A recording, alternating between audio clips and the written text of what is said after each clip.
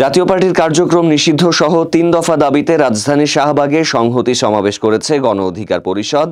শুক্রবার বিকেলে জাতীয় জাদুঘরের সামনে অনুষ্ঠিত এই সমাবেশে বিএনপি, জামায়াত, এনসিপি, ইসলামী আন্দোলন, জেএসডি, বিপ্লবী ওয়ার্কার্স পার্টি, গণসংহতি আন্দোলন, এবি পার্টি, খেলাফত মজলিস সহ অন্তত ৩০টির বেশি রাজনৈতিক দল অংশ নেয় এবং ফ্যাসিবাদ বিরোধী ঐক্যের অঙ্গীকার ব্যক্ত করে।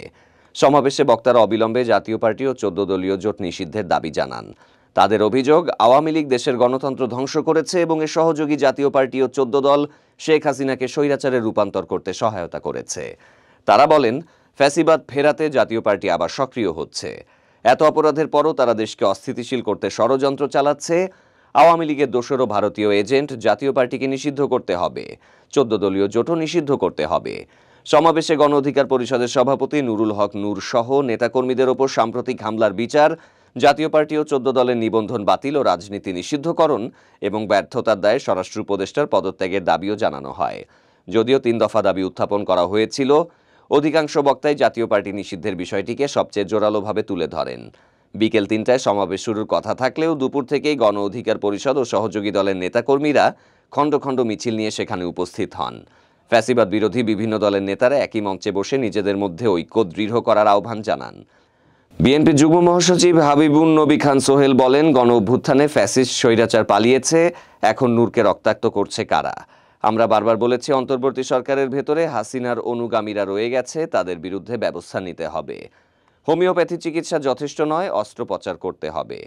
তিনি আরও বলেন, অনেকে স্বপ্ন দেখছেন জাপা দিয়ে আবার আপা ফিরে আসবে, কিন্তু শেখ হাসিনার বাংলাদেশের রাজনীতিতে চ্যাপ্টার ক্লোজড, তিনি মৃত অধ্যায়। জামায়াত ইসলামী সহকারী সেক্রেটারি জেনারেল অ্যাডভোকেট এহসানুল মাহবুব জুবায়ের বলেন, নূরের ওপর হামলা শুধু একটি দলের ওপর হামলা নয়, এটি বাংলাদেশের গণতন্ত্রের ওপর হামলা। আমরা ৫ই আগস্ট ফ্যাসিবাদ বিদায় দিয়েছি, কিন্তু জাতীয় পার্টি ও ১৪ দল এখনও আছে, তাদের আর রাজনীতি করার সুযোগ নেই। গণ অধিকার পরিষদের সাধারণ সম্পাদক রাশেদ খান বলেন, নূরের ওপর হামলায় সেনা ও পুলিশের যারা জড়িত তাদের বিরুদ্ধে ব্যবস্থা নিতে হবে।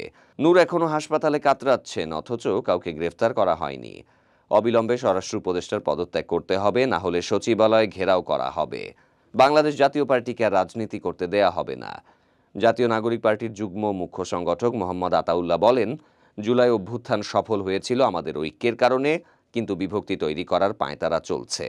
আমরা যেন তেন নির্বাচন হতে দেব না, তবে সংস্কার করে নভেম্বরে নির্বাচন হলে আমরা অংশ নেব। ইসলামী আন্দোলনের প্রেসিডিয়াম সদস্য আশরাফ আলী আকন্দ বলেন, নুরুল হক নূরের মতো বিপ্লবী নেতার ওপর হামলার নিন্দা জানাই।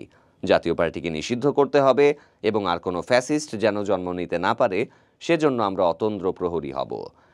হেফাজত ইসলামের নেতা ও খেলাফত মজলিসের যুগ্ম মহাসচিব মাওলানা আতাউল্লাহ আমিন বলেন, নূরের ওপর হামলা মানে আন্দোলনকারী সবার ওপর হামলা। আওয়ামী লীগ নিষিদ্ধ হয়েছে, এখন জাতীয় পার্টি ও ১৪ দলকেও নিষিদ্ধ করতে হবে। লেবার পার্টির চেয়ারম্যান ডাক্তার মোস্তাফিজুর রহমান ইরান বলেন, আমরা সংস্কার চাই, বিচার চাই এবং ফেব্রুয়ারির মধ্যে নির্বাচন চাই।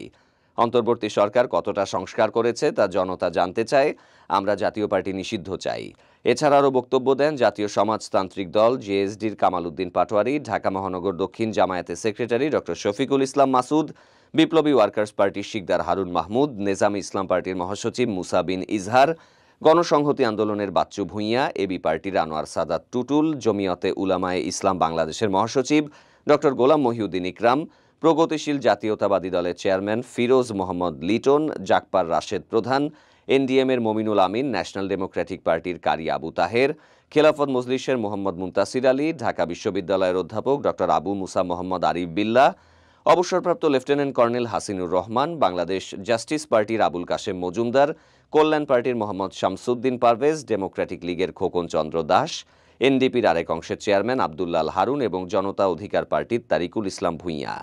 সমাবেশে গণ অধিকার পরিষদের বিভিন্ন পর্যায়ের নেতাকর্মীদের উপস্থিতি দেখা গেছে এবং ফ্যাসিবাদ বিরোধী আন্দোলনে আরও শক্তিশালী ঐক্যের ডাক দেন তারা।